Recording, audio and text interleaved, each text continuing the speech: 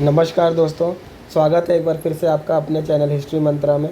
तो आज के इस लेक्चर में हम यूरोप में राष्ट्रवाद वाले चैप्टर को ही कंटिन्यू करेंगे और उसका एक बहुत ही इम्पॉर्टेंट टॉपिक इटली का एकीकरण, इसके बारे में पढ़ेंगे। इस टॉपिक के अंतर्गत हम देखेंगे कि इटली का एकीकरण कैसे हुआ, इटली के एकीकरण में कौन कौन सी बाधाएँ थीं और इटली के एकीकरण में मेजिनी, काउंट काबूर और गैरीबाल्डी का क्या योगदान था। उनके योगदान को हम डिटेल में पढ़ेंगे। तो आइए शुरू करते हैं। सबसे पहले हम देख लेते हैं कि जो इटली का एकीकरण है वो बेसिकली 19वीं शताब्दी में चलाया गया एक सामाजिक और राजनीतिक अभियान था।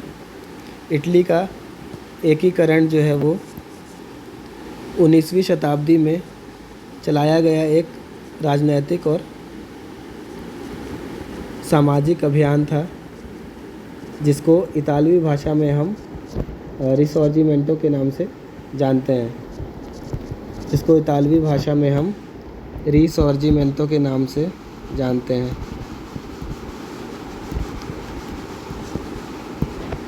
अब हम इटली के एकीकरण में आने वाली बाधाओं के बारे में पढ़ेंगे, जिसके लिए मैंने यहाँ पर ब्लैंक पेज लगा रखा है ताकि नोट्स अच्छे से आपका बन जाए। यहाँ पे स्पेस नहीं था ऊपर में, इसलिए मैंने यहाँ पर ब्लैंक पेज ऐड कर रखा है। तो आइए हम देखते हैं कि इटली के एकीकरण में आने वाली प्रमुख बाधाएं कौन कौन सी थी। तो सबसे पहले इटली जो है वो कई स्वतंत्र राज्यों में बटा हुआ था। इटली कई स्वतंत्र राज्यों में बटा हुआ था, जिससे वहाँ पर अलगाव जैसी स्थिति हमेशा बनी रहती थी। इटली कई स्वतंत्र राज्यों में बटा था, जिससे वहाँ पर अलगाव जैसी स्थिति हमेशा बनी रहती थी। सेकंड, विदेशी हस्तक्षेप। विदेशी हस्तक्षेप तो इटली पर फ्रांस और ऑस्ट्रिया जैसे देशों का हस्तक्षेप था, इंटरफेरेंस था। फ्रांस और ऑस्ट्रिया जैसे देशों का हस्तक्षेप था। तीसरा, इटली का जो रोम वाला इलाका था उस पर पोप का प्रभाव था। पोप का प्रभाव, और पोप चाहता था कि इटली को एक धर्म राज्य बनाया जाए। पोप इटली को धर्म राज्य बनाना चाहता था। चौथा, पिडमोंट सार्डिनिया का जो राजा था चार्ल्स एल्बर्ट, वो अपने नेतृत्व में इटली का एकीकरण चाहता था। पिडमोंट सार्डिनिया का जो राजा था चार्ल्स एल्बर्ट, वह अपने नेतृत्व में इटली का एकीकरण चाहता था। तो ये सारी बाधाएं थी जो इटली के एकीकरण में सामने आ रही थी। इसके अलावा कुछ ऐसे समर्थन देने वाले तत्व भी थे, कुछ ऐसे तत्व जो इटली के एकीकरण में समर्थन दे रहे थे। तो वो समर्थन देने वाले तत्व कौन कौन से थे, तो इसमें हम देखेंगे कि जो नेपोलियन का सैन्य अभियान है, नेपोलियन का सैन्य अभियान। दूसरा हम देखेंगे वियना कांग्रेस।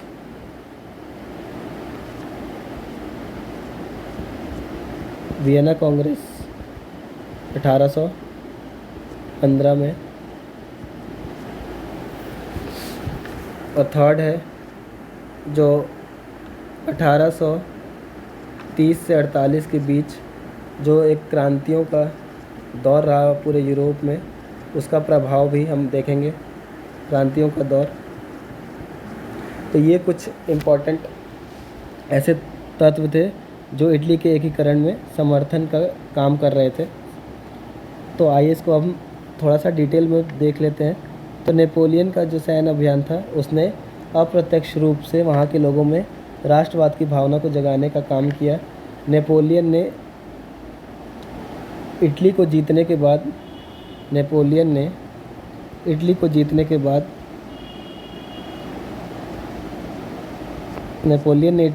के बाद उसे 3 बड़े गणराज्यों में बांट दिया। वे 3 गणराज्य कौन कौन से थे? सीस्पाइन, लिगुलियन और ट्रांसपेडेन, ये 3 गणराज्य थे। नेपोलियन ने यहाँ पर एक जैसी शासन व्यवस्था लागू की, एक जैसी शासन व्यवस्था लागू की और यहाँ के यातायात व्यवस्था में भी सुधार किया। यहाँ के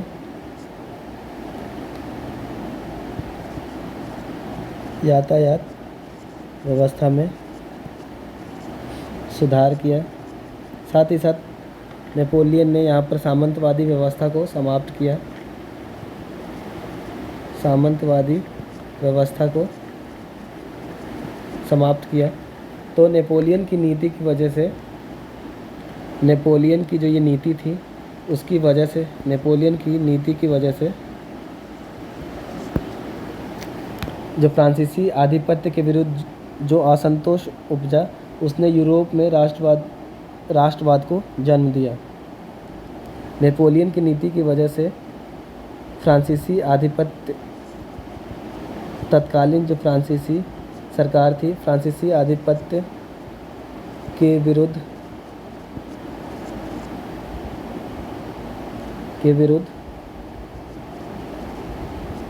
असंतोष की भावना उत्पन्न हुई, जिसने इटली और अन्य यूरोप में राष्ट्रवाद को जन्म दिया, जिसने पूरे यूरोप में राष्ट्रवाद को जन्म दिया, तो ये थे कुछ इटली के एकीकरण में आने वाली बाधाएं और कुछ ऐसे तत्व जो उसका समर्थन कर रहे थे। फिर 1814 में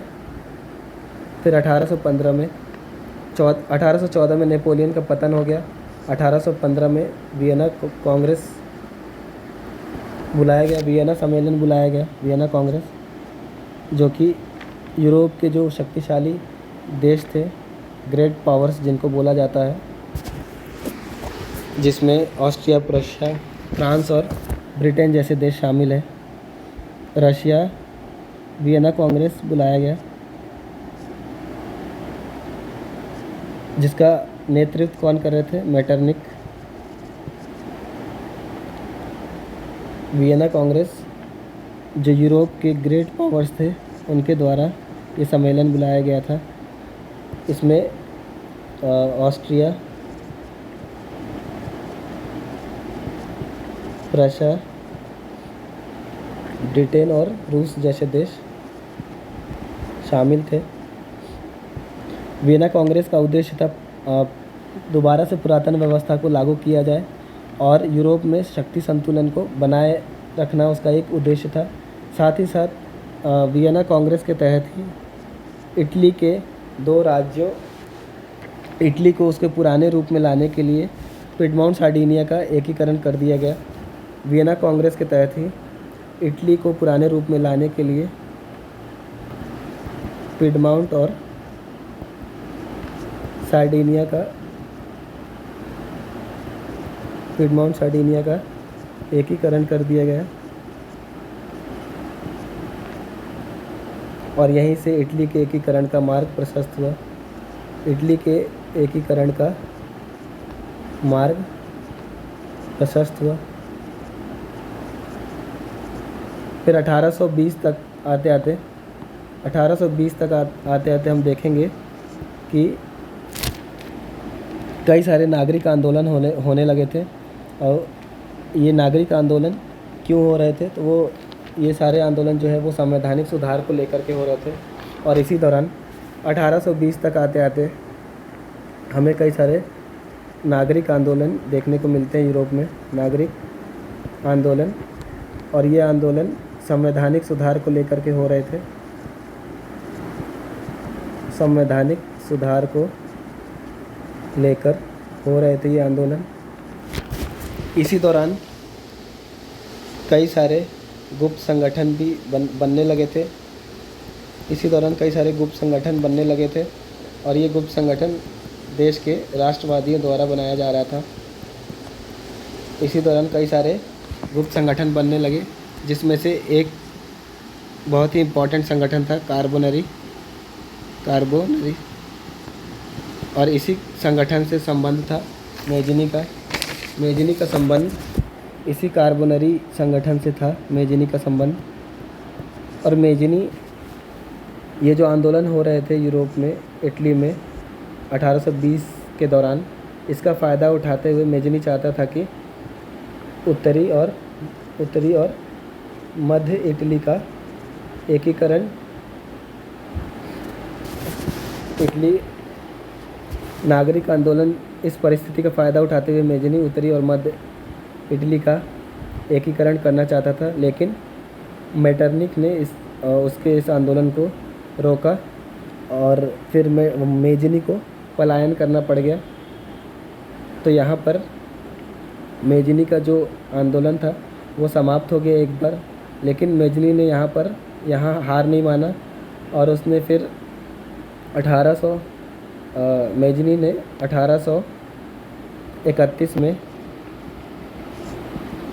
यंग इटली जैसी संगठन बनाई, जिसका उद्देश्य था इटली में विदेशी हस्तक्षेप को रोका जाए। 1831 में मेजिनी ने यंग इटली नामक एक संगठन बनाया, जिसका उद्देश्य था इटली में हो रहे विदेशी हस्तक्षेप को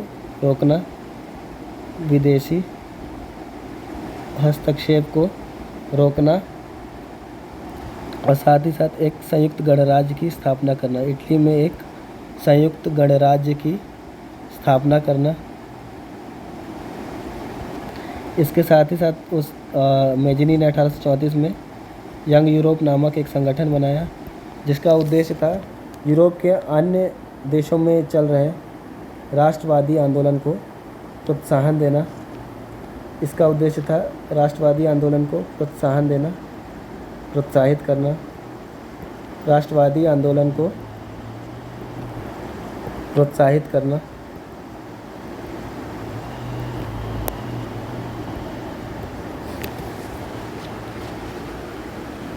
अठारह सौ अड़तालीस तक आते 1848 में पूरे यूरोप में क्रांतियों का दौर चल रहा था, जिस वजह से मेटरनिक को ऑस्ट्रिया छोड़ करके जाना पड़ा और यहाँ पर मेजिनी का पुनः आगमन होता है। मेजिनी चाहता था कि मेटरनिक को ऑस्ट्रिया छोड़ करके जाना पड़ा और फिर यहाँ पर मेजिनी का पुनः आगमन होता है। मेजिनी इटली को एक एकीकृत गणराज्य बनाना चाहता था, लेकिन पिडमॉन्ट सार्डिनिया के शासक जो थे वो चार्ल्स एल्बर्ट और पोप की वजह से उसका यह सपना ही रह गया। उसका जो इटली के एकीकरण का मार्ग जो था वो अवरुद्ध हो गया, क्योंकि चार्ल्स एल्बर्ट जो कि पिडमॉन्ट सार्डिनिया का शासक था, वो चाहता था कि उसके नेतृत्व में इटली का एकीकरण हो, और पोप चाहता था, इटली को एक धर्म राज्य बनाना चाहता था। इस वजह से मेजिनी का सपना यहाँ पे अधूरा रह गया और इटली के एकीकरण का जो मार्ग है वो अवरुद्ध हो गया। हालांकि मेजिनी द्वारा चलाया गया आंदोलन असफल हो गया, लेकिन मेजिनी द्वारा चलाए गए आंदोलन का कुछ हमें फ़ायदा भी मिलता, लाभ भी हुआ। जैसे कि उसके आंदोलन, मेजिनी के द्वारा चलाए गए आंदोलन से एक लाभ यह हुआ कि लोगों में जागरूकता उत्पन्न हुई, जन जागरूकता बढ़ी और राष्ट्रवाद की भावना लोगों में उत्पन्न हुई। तो ये था मेजिनी का रोल, इसको हम पहला चरण कह सकते हैं, इटली के एकीकरण का पहला चरण, जिसमें हमने देखा मेजिनी का क्या रोल था। अब सेकंड चरण में हम देखेंगे काउंट काबूर का क्या योगदान था। जैसा कि हम यहाँ पर देख सकते हैं इटली के 3 वास्तुकार। तो इटली के एकीकरण में ये 3 लोगों का बहुत ही इम्पोर्टेंट रोल है, मेज़िनी का, काउंट काबूर का और गैरीबाल्डी का, जिसमें से हमने मेज़िनी के योगदान को डिटेल में देख लिया है। अब हम देखेंगे काउंट काबूर। काउंट काबूर का क्या योगदान था। तो आइए अब हम देखते हैं काउंट काबूर के योगदान को। तो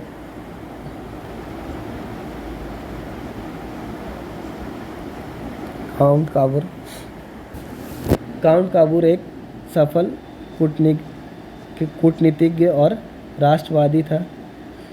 काउंट काबूर एक सफल कूटनीतिज्ञ और राष्ट्रवादी नेता था। काउंट काबूर ने अपने कूटनीति का परिचय देते हुए सबसे पहले काउंट काबूर जो है वो ऑस्ट्रिया को सबसे बड़ा बाधा मानता था इटली के एकीकरण में। काउंट काबूर ऑस्ट्रिया को सबसे बड़ा बाधा मानता था इटली के एकीकरण में, और ऑस्ट्रिया को हराने के लिए काउंट काबूर ने फ्रांस से दोस्ती का हाथ बढ़ाया। तो अपने कूटनीति का परिचय देते हुए काउंट काबूर ने सबसे पहला जो काम किया, उसने फ्रांस के साथ दोस्ती का हाथ बढ़ाया। फ्रांस के साथ दोस्ती का हाथ बढ़ाया और क्रीमिया के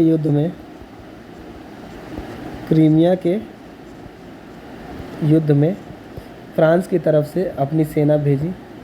क्रीमिया के युद्ध में फ्रांस की तरफ से अपनी सेना भेजी और इस चीज़ का काउंट काबूर को लाभ भी मिला। क्रीमिया का युद्ध जो कि 1853-54 के दौरान हुआ था, इसका लाभ काबूर को ये मिला कि काउंट काबूर इसका लाभ यह हुआ कि जो क्रीमिया के युद्ध के बाद जो पेरिस शांति सम्मेलन बुलाया गया, उसमें ऑस्ट्रिया और फ्रांस के साथ साथ पिडमॉन्ट को भी बुलाया गया। काउंट काबूर का कद बढ़ गया, उसकी लोकप्रियता बढ़ी लोगों में, उसकी पॉपुलैरिटी बढ़ी। तो ये एक लाभ हुआ।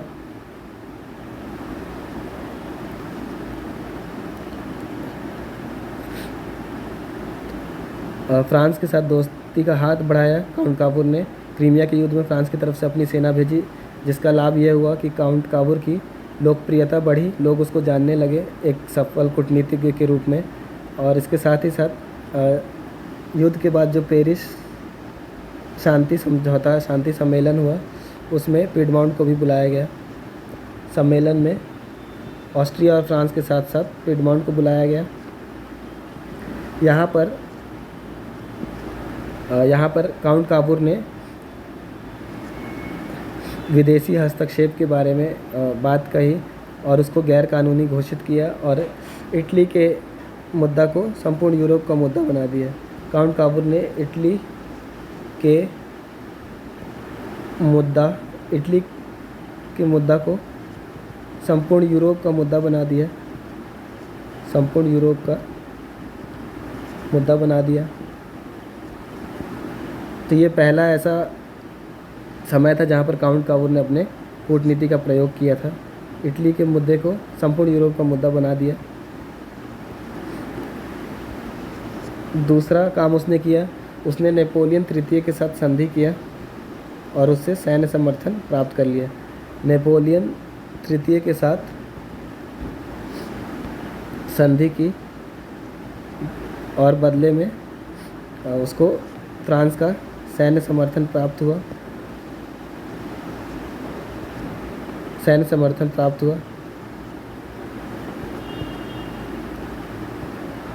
इसके बदले में काउंट काबूर को इटली के दो राज्य नीस और सेवाए देने पड़े। नीस और सेवाए देना पड़ा फ्रांस को, जिसके लिए उसकी आलोचना भी हुई।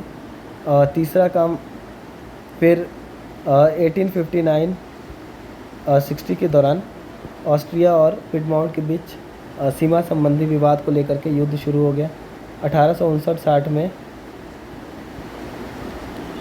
ऑस्ट्रिया और पिडमॉन्ट के बीच युद्ध शुरू हो गया। ये युद्ध सीमा संबंधी विवाद को लेकर के था। सीमा संबंधी विवाद को लेकर के ऑस्ट्रिया और पिडमॉन्ट के बीच युद्ध शुरू हो गया, जिसमें फ्रांस ने इटली का समर्थन किया, यानी कि फ्रांस ने पिडमॉन्ट का समर्थन किया और पिडमॉन्ट युद्ध में जीत गया और ऑस्ट्रिया बुरी तरीके से पराजित हुआ। और लोम्बार्डी वाला जो इलाका है, युद्ध के बाद लोम्बार्डी वाला इलाका जो है वो उस पर पिडमॉन्ट का कब्जा हो गया। लोम्बार्डी पर पिडमॉन्ट का कब्जा हो गया। एक तरफ जहाँ ये युद्ध आगे बढ़ रहा था, वहीं दूसरी तरफ नेपोलियन को ये डर भी सता रहा था कि कहीं इटली जो है वो उससे भी शक्तिशाली ना हो जाए, फ्रांस से भी शक्तिशाली ना हो जाए। इसीलिए जैसे ही वेनेशिया पर इन्होंने कब्जा किया, जैसे ही वेनेशिया इनके कब्जे में आया, जैसे ही वेनेशिया को जीता इन्होंने, जैसे ही वेनेशिया पर जीत हासिल की,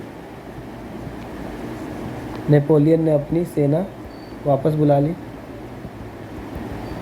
नेपोलियन ने अपना सैन्य समर्थन वापस ले लिया। नेपोलियन ने अपना सैन्य समर्थन वापस ले लिया और दोनों के बीच मध्यस्थता का काम किया। फिर संधि हुई। नेपोलियन ने ऑस्ट्रिया और पिडमॉन्ट के बीच मध्यस्थता का काम किया, मध्यस्थता की, दोनों के बीच संधि हुई। इस संधि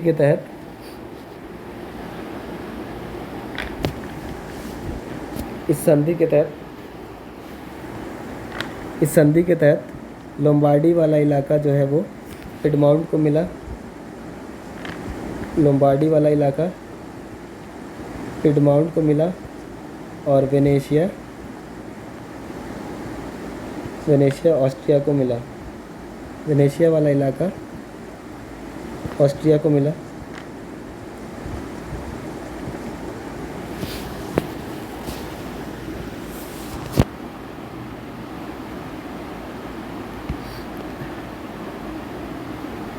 तो यहाँ पर काउंट काबूर, जो कि उत्तरी और मध्य इटली का एकीकरण चाहता था, वो अभी उसका सपना पूरा नहीं हुआ। तो काबूर जो है वो उत्तरी और मध्य इटली का एकीकरण चाहता था। तो उसने नेपोलियन को काउंट काबूर ने नेपोलियन को सेवाय वाला इलाका देने का लालच दे करके उसने नेपोलियन से युद्ध में निष्क्रिय रहने और राज्यों के विलय का विरोध नहीं करने का आश्वासन लिया। सेवाय वाले इलाका का लोभ दे करके नेपोलियन को काबूर ने उससे युद्ध में निष्क्रिय रहने के लिए कहा, युद्ध में निष्क्रिय रहने और राज्यों के विलय का विरोध नहीं करने के लिए उससे आश्वासन लिया। राज्यों के विलय का विरोध नहीं करने के लिए नेपोलियन से आश्वासन लिया। इसके बदले में नेपोलियन ने भी शर्त रखी। नेपोलियन की शर्त यह थी कि जो भी राज्यों का विलय होगा वहाँ पर जनमत संग्रह कराया जाएगा।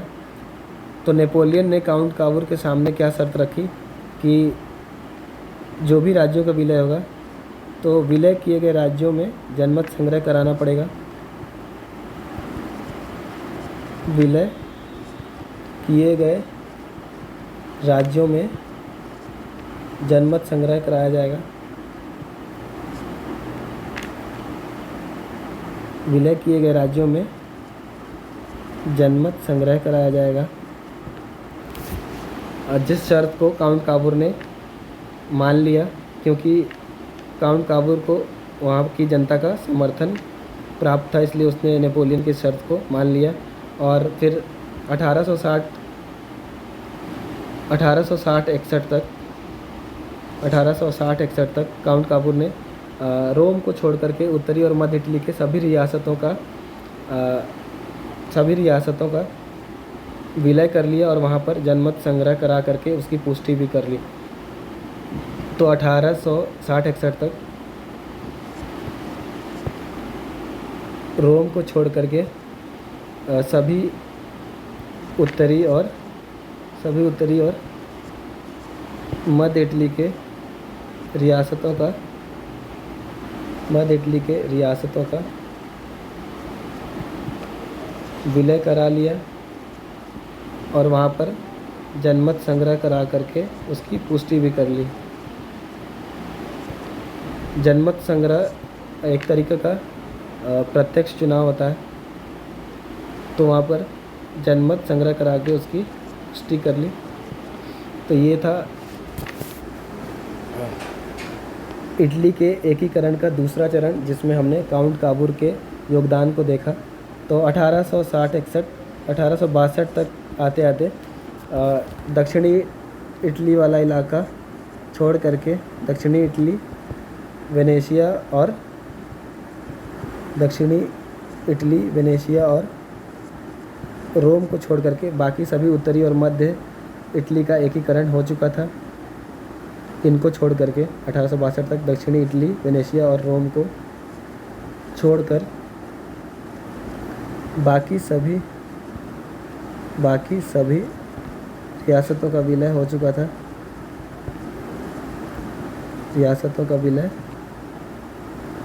था। तो यहाँ पर हमने देखा इटली के एकीकरण का सेकेंड चरण, जिसमें हमने काउंट काबूर के योगदान को देखा। तो ये था इटली के एकीकरण का सेकेंड चरण, दूसरा चरण, जिसमें हमने काउंट काबूर के योगदान को देखा। अब तीसरा चरण में हम देखेंगे गैरीबाल्डी के योगदान को। गैरीबाल्डी, जिनका योगदान दक्षिणी इटली के रियासतों का विलय करने में महत्वपूर्ण योगदान था, इनके बारे में हम देखेंगे। तृतीय चरण, इटली के एकीकरण का तृतीय चरण, जिसमें गैरीबाल्डी का प्रमुख योगदान रहेगा। गैरीबाल्डी, जिन्होंने दक्षिणी इटली के रियासतों का विलय कराया, दक्षिणी इटली के राज्यों का विलय कराने में महत्वपूर्ण भूमिका निभाई।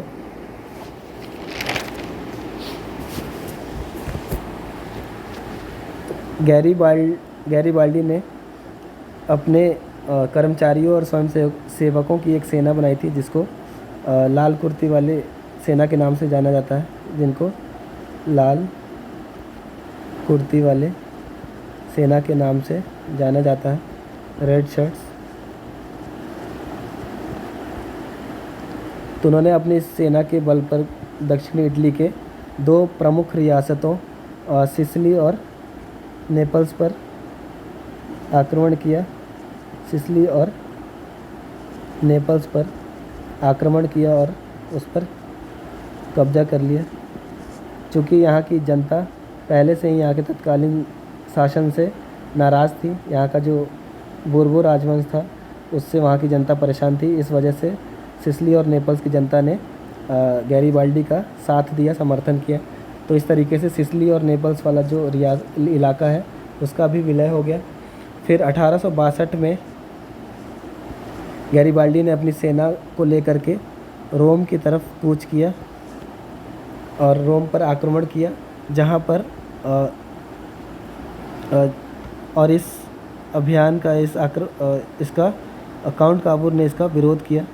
1862 में गैरीबाल्डी ने अपनी सेना के साथ रोम पर आक्रमण किया, रोम की तरफ कूच किया, जिसका काउंट काबूर ने इसका विरोध किया और काबूर ने पिडमाउंट की सेना भेज दी यहाँ पर रोम के बचाव के लिए, जिससे कि गैरिबाल्डी ने अपना जो एकीकरण का अभियान था उसको यहीं पर त्याग दिया और उसने अपने सभी दक्षिण इटली के जीते हुए सभी रियासतों सभी क्षेत्रों को बिना किसी संधि के गैरिबाल्डी ने विक्टर इमैनुअल को सौंप दिया और वो आगे का जीवन एक किसान के रूप में व्यतीत करते हैं गैरिबाल्डी।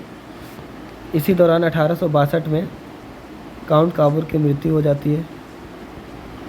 काबूर की मृत्यु हो जाती है, जिसके बाद काउंट काबूर की मृत्यु के बाद एकीकरण का जो भार है वो कौन संभालते हैं? Victor Emmanuel. विक्टर इमैनुअल अपने हाथ में लेते हैं इसका भार।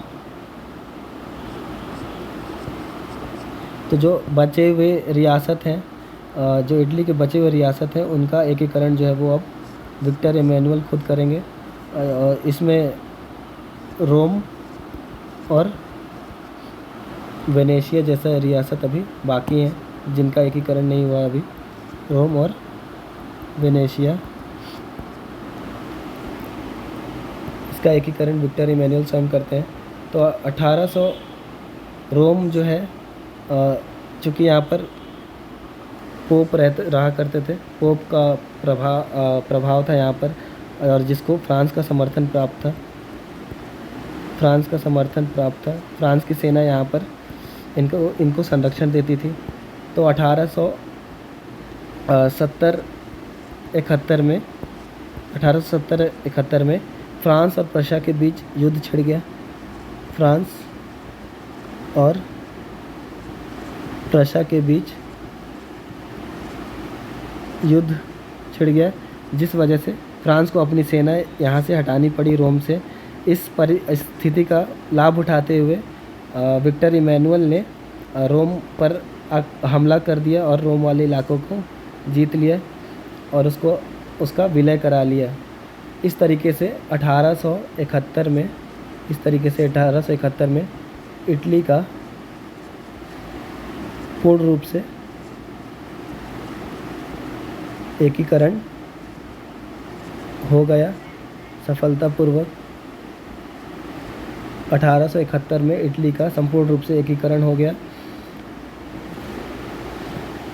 जिसमें count Cavour, Victor Emmanuel, Garibaldi और मेजिनी का महत्वपूर्ण योगदान था।